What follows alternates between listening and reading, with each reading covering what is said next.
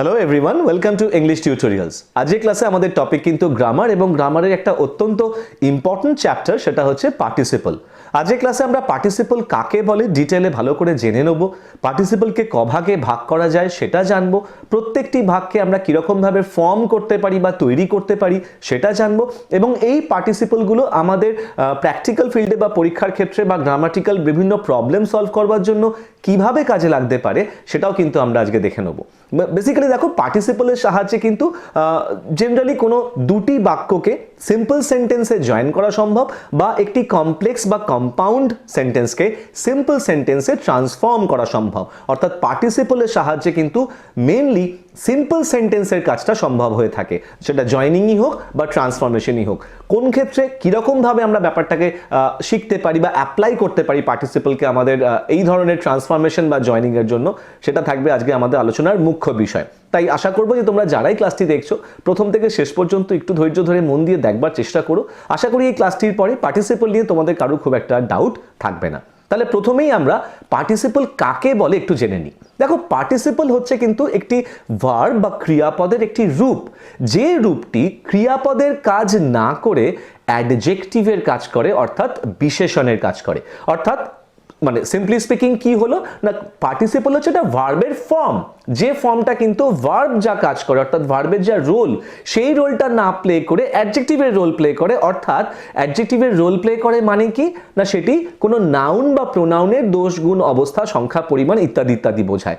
Rather আমাদের পক্ষে বলা ভালো যে অ্যাডজেক্টিভের কাজ করা মানে কি না, কোনো নাউন বা প্রোনাউন সম্পর্কে আমাদের কিছু অ্যাডিশনাল ইনফরমেশন দেয়। তাহলে পার্টিসিপল হচ্ছে একটি ভার্ব ফর্ম যা অ্যাডজেক্টিভের কাজ করে। অ্যাজ পার এক্সাম্পল কয়েকটি বাক্য দেখে নেওয়া যাক।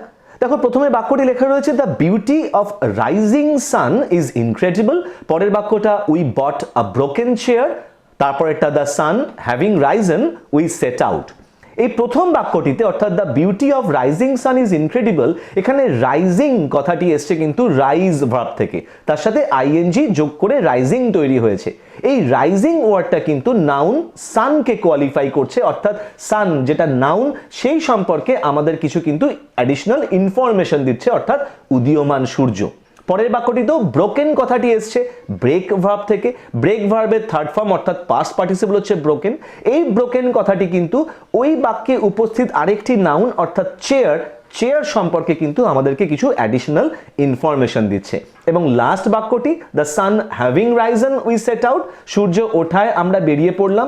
এক্ষেত্রেও হ্যাভিং রাইজেন এই টোটাল ফরমেশনটা কিন্তু সান অর্থাৎ আবার একটি নাউনের অবস্থা বোঝাচ্ছে বা সেই নাউনটি সম্পর্কে আমাদের কিছু অ্যাডিশনাল ইনফরমেশন দিচ্ছে। তাহলে রাইজিং, ব্রোকেন বা হ্যাভিং রাইজেন এই প্রত্যেকটি হলো পার্টিসিপল। এবার তাহলে আমরা দেখব যে পার্টিসিপলকে আমরা কভাগে ভাগ করতে পারি। বেসিক্যালি পার্টিসিপলকে আমরা তিন ভাগে ভাগ করতে পারি, বা পার্টিসিপল তিন প্রকারের হয়: present participle, past participle and perfect participle.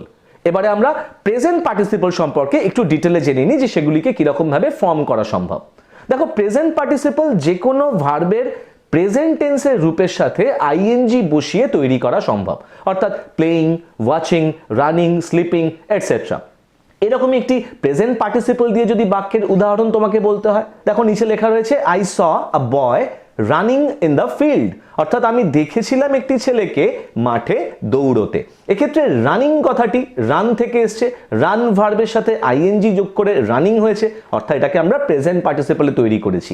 এবং এই রানিং ওয়ার্ডটা কিন্তু ওই বাক্যে উপস্থিত একটি নাউন অর্থাৎ বয়, এই বয়ের অবস্থা বোঝাচ্ছে বা ওই ছেলেটি সম্পর্কে আমাদেরকে কিছু অ্যাডিশনাল ইনফরমেশন দিচ্ছে। তাহলে এই রানিং কথাটি যেহেতু বয় সম্পর্কে অ্যাডিশনাল ইনফরমেশন দিচ্ছে, তাহলে নিশ্চয়ই এই রানিং কথাটি অ্যাডজেক্টিভের কাজ করছে। এবং মজার কথা দেখো, রানিং কথাটি কিন্তু আইএনজি ফর্ম নিয়ে বসেছে, রানের সাথে আইএনজি ফর্ম। কিন্তু যদি আমরা একটু টেন্সের কথা ভাবি, সেটা প্রেজেন্ট কন্টিনিউয়াস হোক, পাস্ট কন্টিনিউয়াস হোক, প্রেজেন্ট পারফেক্ট কন্টিনিউয়াস হোক, পাস্ট পারফেক্ট কন্টিনিউয়াস হোক, অর্থাৎ যে কোনো continuous form of a tense, অর্থাৎ যেটা চলে আসছে, প্রত্যেকটা কন্টিনিউয়াস ফর্মে কিন্তু আমরা জানি ভার্বের সাথে আইএনজি ফর্ম ব্যবহার করতে হয়। কিন্তু তার সাথে কিন্তু একটা অক্সিলারি ভার্বও থাকে। যদি প্রেজেন্ট কন্টিনিউয়াস হয় তাহলে ভার্বের আইএনজির সাথে আমাদেরকে এম ইজ আর যোগ করতে হয়, পাস্ট কন্টিনিউয়াস হলে ওয়াজ বা ওয়্যার করতে হয়, প্রেজেন্ট পারফেক্ট কন্টিনিউয়াস হলে হ্যাভ বিন বা হ্যাজ বিন ইউজ করতে হয়। অর্থাৎ যে কন্টিনিউয়াসই টেন্সই তুমি ধরো না কেন আইএনজি ফর্মের সাথে কিন্তু একটি অক্সিলারি ভার্ব থাকে। এক্ষেত্রে দেখো রানিং কথাটির সাথে কিন্তু কোনো অক্সিলারি ভার্ব নেই। সেই ক্ষেত্রেই এই দেখেই কিন্তু আমরা চিনতে পারবো যে এই রানিং কথাটি কিন্তু এই বাক্যটিতে ভার্বের রোল প্লে করছে না, অর্থাৎ ক্রিয়াপদের ভূমিকা কিন্তু সে পালন করছে না। রাদার এই রানিং কথাটি অ্যাডজেক্টিভের রোল প্লে করছে, কারণ এই রানিং কথাটি বয় নামক একটি নাউনের সম্পর্কে আমাদেরকে কিছু অ্যাডিশনাল ইনফরমেশন দিচ্ছে। তাহলে প্রেজেন্ট পার্টিসিপল কিরকম ভাবে আমরা আইডেন্টিফাই করতে পারি সেটাও কিন্তু আমরা এই বাক্যের মাধ্যমে শিখে নিতে পারলাম। এরপরে আমরা চলে যাব পাস্ট পার্টিসিপলে। পাস্ট পার্টিসিপল আমরা প্রথম একদম ছোটবেলা থেকেই জেনে আসছি, শিখে আসছি, শুনে আসছি নামটা, যে একটি ক্রিয়াপদের তিনটি রূপ থাকে, প্রেজেন্ট, পাস্ট এবং তার পাস্ট পার্টিসিপলের রূপ। তো সেই পাস্ট পার্টিসিপল আমরা কিরকম ভাবে তৈরি করতে পারি? দেখো পাস্ট পার্টিসিপল কিন্তু বিভিন্ন রকম ভাবে তৈরি হতে পারে। অর্থাৎ একটি ভার্বের সাথে তুমি ডি বসিয়ে পাস্ট পার্টিসিপল তৈরি হতে পারে, ইডি বসাতে হতে পারে, টি বসাতে হতে পারে, ইএন বসাতে হতে পারে, ইত্যাদি ইত্যাদি। As per example played, watched, broken, ran, slept ইত্যাদি। উদাহরণ হিসেবে the man bought a broken chair by mistake, অর্থাৎ লোকটি বা ভদ্রলোক ভুল করে একটি ভাঙা চেয়ার কিনেছিলেন। এক্ষেত্রে দেখো ব্রোকেন কথাটি এসছে কিন্তু ব্রেক ভার্ব থেকে। ব্রেক ভার্বের থার্ড ফর্ম অর্থাৎ পাস্ট পার্টিসিপলের ফর্ম হচ্ছে ব্রোকেন। এই ব্রোকেন কথাটি ওই বাক্যে উপস্থিত আরেকটি নাউন অর্থাৎ চেয়ার, চেয়ার সম্পর্কে আমাদেরকে অ্যাডিশনাল কিছু ইনফরমেশন দিচ্ছে, চেয়ারটির সম্পর্কে আমাদের কিছু তথ্য দিচ্ছে। সেই কারণে ব্রোকেন কথাটি কিন্তু এখানে অ্যাডজেক্টিভের কাজ করছে এবং এইটি একটি পাস্ট পার্টিসিপল। তাহলে পাস্ট পার্টিসিপল কিরকম ভাবে আমরা ফর্ম করতে পারি বা চিনতে পারি আমরা বুঝতে পারলাম। এরপর তাহলে আমরা দেখে নেব যে পারফেক্ট পার্টিসিপল আমরা কিরকম ভাবে তৈরি করতে পারি। দেখো পারফেক্ট পার্টিসিপল জেনারেলি তৈরি হয় হ্যাভিং, তারপরে যে মেন ক্রিয়াপদটি রয়েছে তার থার্ড ফর্ম অর্থাৎ পাস্ট পার্টিসিপলের ফর্ম বসিয়ে। অ্যাজ পার এক্সাম্পল যদি রাইজ তোমার ভার্ব হয় তাহলে তার পারফেক্ট পার্টিসিপলের রূপ হবে হ্যাভিং রাইজেন। যদি ইট মেন ভার্ব হয় তাহলে তার পাস্ট পার্টিসিপলের রূপ হবে হ্যাভিং ইটেন। আর যদি রাইট আমাদের ভার্ব হয় তবে তার পাস্ট পার্টিসিপলের রূপ হবে কি না হ্যাভিং রিটেন। কিছু এক্সাম্পল দেখে নেওয়া যাক বাক্যে। দেখো having seen the teacher the boy stood up, অর্থাৎ শিক্ষক মহাশয়কে দেখে ছেলেটি উঠে দাঁড়ালো। The sun having risen we set out, সূর্য ওঠায় আমরা রওনা দিলাম। এক্ষেত্রে হ্যাভিং সিন বা হ্যাভিং রাইজেন দুটো পারফেক্ট পার্টিসিপলের কনস্ট্রাকশনে রয়েছে। তাহলে এই তো গেল আমাদের পার্টিসিপল কাকে বলে, তাদের ভাগগুলো এবং তাদের ফরমেশন সম্পর্কে কিছু তথ্য বা কিছু ইনফরমেশন। এবারে আমরা আজকের ক্লাসটাতে শুধুমাত্র প্রেজেন্ট পার্টিসিপলের উপরে ফোকাস করব এবং একটু দেখে নেব যে প্রেজেন্ট পার্টিসিপল আমরা কোন কোন ক্ষেত্রে কোন কোন সময় ব্যবহার করতে পারি। দেখো প্রেজেন্ট পার্টিসিপল আমি আগেই বলেছি একটি ভার্বের বেস ফর্মের সাথে অর্থাৎ তার প্রেজেন্ট টেন্সের রূপের সাথে আইএনজি যুক্ত করে বা আইএনজি যোগ করে তৈরি করা যায়। এই প্রেজেন্ট পার্টিসিপল কোন কোন ক্ষেত্রে ব্যবহার হয় সেটা একটু আমরা জেনে নিই প্রথমে। দেখো প্রেজেন্ট পার্টিসিপল প্রথমত কোনো নাউন বা প্রোনাউনের সিচুয়েশন বা তার কন্ডিশন বা তার অবস্থা বোঝানোর জন্য ব্যবহার করা হয়। আবার বলছি প্রেজেন্ট পার্টিসিপল কোন ক্ষেত্রে ব্যবহার করা হয় না প্রথমত কোনো নাউন বা প্রোনাউনের কন্ডিশন বা তার সিচুয়েশন বোঝানোর জন্য ব্যবহার করা যায়। অর্থাৎ এবার ধরো অ্যাজ পার এক্সাম্পল আমি তোমাদেরকে দুটো বাক্য উদাহরণ হিসেবে দিচ্ছি। তো আমি বললাম আই স সাম বয়েজ, একটি বাক্য, অর্থাৎ আমি দেখেছিলাম কিছু ছেলেদেরকে। তারপরের বাক্যটা দে ওয়্যার প্লেইং, তারা খেলছিল, they were playing in the field, ধরে নাও তারা মাঠে খেলছিল। এইবারে দেখো এই দুটো বাক্যকে আমাকে যদি প্রেজেন্ট পার্টিসিপল দিয়ে যোগ করতে হয় তাহলে আমাকে দেখতে হবে যে এখানে এমন কোন ভার্বটি রয়েছে যে ভার্বটি ওই বাক্যের কোনো একটি নাউন প্রোনাউন সম্পর্কে কিছু অ্যাডিশনাল ইনফরমেশন দিচ্ছে। যদি আমি বাক্যটাকে এরকম ভাবে বলি I saw some boys playing in the field, তাহলে দেখো এই প্লেইং কথাটা বয়েজ অর্থাৎ ওই ছেলেদেরকে কোয়ালিফাই করছে বা সেই ছেলেদের সম্পর্কে আমাদেরকে কিছু অ্যাডিশনাল ইনফরমেশন দিচ্ছে। প্লেইং এর সাথে কিন্তু আমি কোনো রকমের অক্সিলারি ভার্ব ইউজ করিনি, তার ফলে কি হলো যে প্লেইং কথাটি কিন্তু ভার্ব হলো না, রাদার সেটা অ্যাডজেক্টিভের রোল করছে বা পার্টিসিপলের ফর্ম বা রোল প্লে করছে, যেহেতু সেটা বয়েজদেরকে কোয়ালিফাই করছে। কি বলেছিলাম না, কোনো নাউন প্রোনাউনের অবস্থা বোঝাচ্ছে। এক্ষেত্রে যে ছেলেদের কথা হচ্ছে সেই ছেলেরা কি করছে বা তারা কোন অবস্থায় আছে বা কোন অবস্থায় তাদেরকে আমি দেখেছিলাম, সেটা কিন্তু প্লেইং কথাটির দ্বারা আমরা বুঝতে পারছি। I saw some boys playing in the field, অর্থাৎ আমি দেখেছিলাম কিছু ছেলেদেরকে যারা সেই সময় মাঠে খেলছিল। তাদের এই খেলা বা প্লেইং কথাটা কিন্তু তাদের সেই পার্টিকুলার মোমেন্টে তাদের সিচুয়েশন বা তাদের অবস্থার কথা আমাদেরকে বুঝিয়ে দিচ্ছে। তাহলে এইভাবে আমরা কোনো নাউন বা প্রোনাউনের অবস্থার কথা বোঝাতে গেলে প্রেজেন্ট পার্টিসিপল ইউজ করব জয়নিং এর জন্য বা ট্রান্সফরমেশনের জন্য, সেটা যে রকম প্রয়োজনই আমাদের হোক না কেন।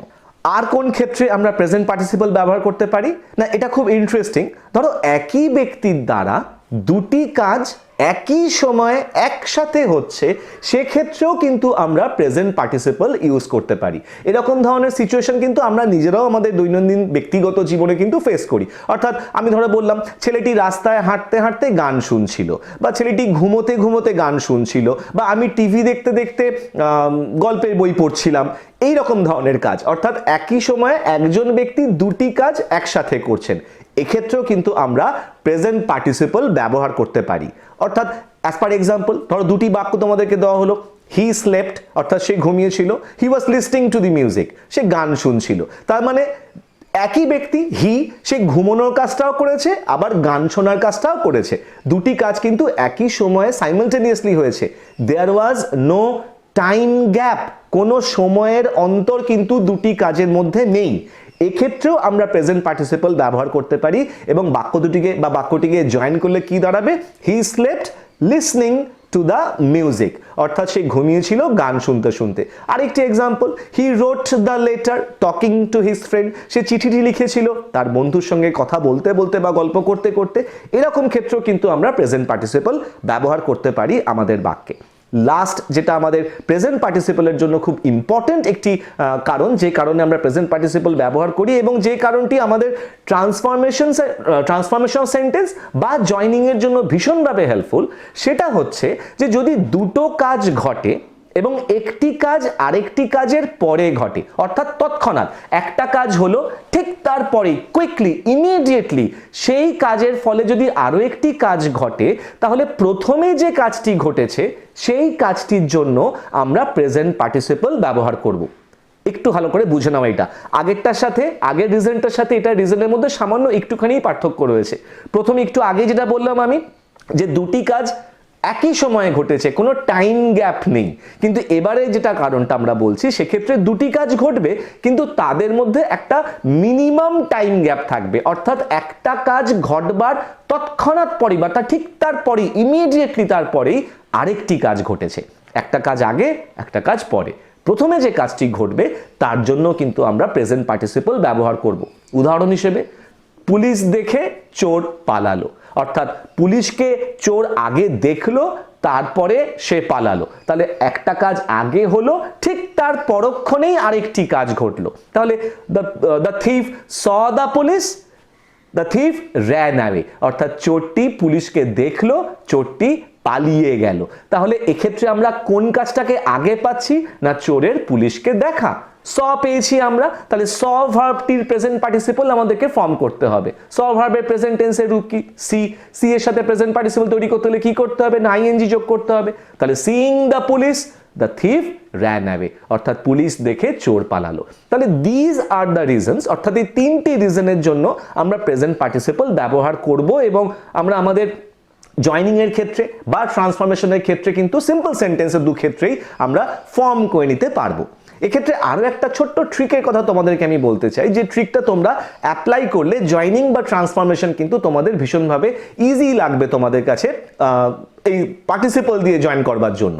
বেসিক্যালি দেখো, প্রেজেন্ট পার্টিসিপল আমরা সব ক্ষেত্রে ব্যবহার করি যখন আমরা বাংলায় কোনো ক্রিয়ার শেষে ইয়া যোগ করি, অর্থাৎ যদি সাধু ভাষায় ইয়া যোগ করি, অর্থাৎ আমি ভাত খাইয়া স্কুলে গেলাম বা বিদ্যালয়ে গেলাম। দেখো এখানে ভাত খাইয়া বিদ্যালয়ে গেলাম, এখানে তাহলে খাইয়া মানে কি ইয়া যোগ হয়ে রয়েছে এই ক্রিয়াপদের সাথে। তাহলে এক্ষেত্রে কিন্তু আমরা জানবো যে আমাদেরকে ওখানে প্রেজেন্ট পার্টিসিপল ব্যবহার করতে হবে। চলিত ভাষায় এই বাক্যটিকে বললে কি হয় না, আমি ভাত খেয়ে স্কুলে গেলাম, অর্থাৎ সেক্ষেত্রে কিন্তু এ যোগ থাকছে। তাহলে সেক্ষেত্রেও কিন্তু আমরা বুঝে নিতে পারবো যে এই বাক্যটিকে আমাদেরকে প্রেজেন্ট পার্টিসিপল দিয়ে জয়েন করতে হবে সিম্পল সেন্টেন্সে। অর্থাৎ যখনই তোমাদেরকে এবার থেকে দুটি বাক্য দেওয়া হয়েছে, ধরো যে দুটি বাক্যকে বলা হয়েছে যে এই দুটি বাক্যকে তোমরা সিম্পল সেন্টেন্সে জয়েন করো ইউজিং প্রেজেন্ট পার্টিসিপল বা পার্টিসিপল। একটু এটা আমার সাজেশন তোমাদের কাছে যে একটু দুটো বাক্যকে প্রথমেই একটু বাংলায় নিজের মনে যোগ করে নেওয়ার চেষ্টা করবে। খেয়াল রাখবে যে সেই যোগ করবার সময় যেন কোনো লিঙ্কারের ব্যবহার তোমরা না করো, অর্থাৎ লিঙ্কার বা কোনো কনজাংশন, সেই জন্য, এবং, কিন্তু, এরকম ধরনের কোনো লিঙ্কার যেন যোগ না হয়। সেই দুটি বাক্যকে এরকম ধরনের লিঙ্কার ছাড়া নিজে বাংলায় যোগ করবার ট্রাই করো। দেখো তোমাদের যোগ করা বাংলা বাক্যতে ইয়া এই যে কনসেপ্টটা, এই যে সেন্সটা আসছে কিনা। যদি দেখো যে আসছে, তাহলে তোমরা সেখানে কিন্তু প্রেজেন্ট পার্টিসিপল ব্যবহার করতে পারবে। তোমরা এরকম ভাবেও অ্যাপ্রোচ করতে পারো। আর আদারওয়াইজ আমি একটু আগে প্রেজেন্ট পার্টিসিপল কোন কোন ক্ষেত্রে ব্যবহার হয়, যে তিনটি রিজন তোমাদেরকে আমি বললাম, তোমরা সেগুলোও দেখে নিতে পারো। তোমাদের সুবিধার জন্য কয়েকটি বাক্য আমি এখানে দিয়ে রেখেছি, যে বাক্যগুলিকে বা যে বাক্য দুটিকে তোমরা একটু সিম্পল সেন্টেন্সে জয়েন করবার ট্রাই করবে প্রেজেন্ট পার্টিসিপল দিয়ে। যদি এই বাক্যগুলি তোমরা নির্ভুলভাবে করে নিতে পারো, তাহলে আই হোপ যে প্রেজেন্ট পার্টিসিপল দিয়ে কিরমভাবে সিম্পল সেন্টেন্সে জয়েন করবে বা কোনো বাক্যকে ট্রান্সফর্ম করবে, সেটা সলভ করতে তোমাদের হোপফুলি কারো কোনো প্রবলেম হবে না। তাহলে আশা করি আজকে প্রেজেন্ট পার্টিসিপল সম্পর্কে বা পার্টিসিপল সম্পর্কে আমরা যেটুকুনি আলোচনা করলাম তোমরা বুঝতে পেরেছো, তোমাদের খুব একটা কারো কোনো ডাউট নেই। তাই যদি মনে হয় যে ভিডিওটি হেল্প করতে পারে, তাহলে ভিডিওটিকে প্লিজ লাইক করতে ভুলো না, শেয়ার করতে ভুলো না, কারণ তোমাদের একটা লাইক কিন্তু আমার কাছে রিওয়ার্ডের মতন আমাকে ভীষণভাবে মোটিভেট করে। ইংলিশ টিউটোরিয়ালস চ্যানেলটিকে যদি এখনও সাবস্ক্রাইব না করে থাকো, তাহলে প্লিজ সাবস্ক্রাইব করে নিও চ্যানেলটিকে হেল্প করবার জন্য, সাপোর্ট করবার জন্য। বেল আইকনটাকে প্রেস করে রাখো, যাতে ভবিষ্যতে এই ধরনেরই ভিডিওর নোটিফিকেশন তোমরা প্রথমেই পেয়ে যাও। ইন দ্য মিন টাইম সকলে ভালো থেকো, stay safe, keep watching English tutorials, keep learning, and thank you so much for giving me your time. Thank you.